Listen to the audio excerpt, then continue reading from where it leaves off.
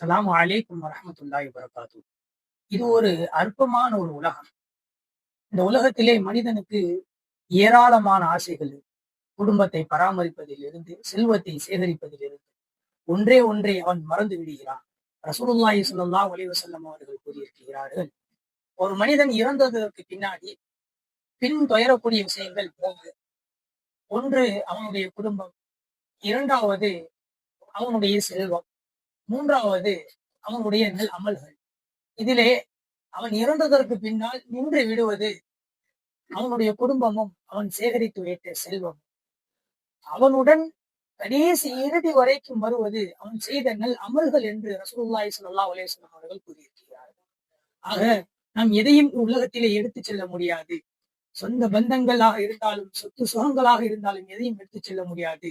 நல் அமல்களை மட்டும் நாம் எடுத்துச் செல்ல முடியும். ஆக நல் அமல்களையே நிறைய செய்யக்கூடிய பாக்கியத்தை அல்லாஹ் தஆலா நம் அனைவர்களுக்கும் தருவானாக. ஆமீன் ஆமீன் யா ரப்பல் ஆலமீன்.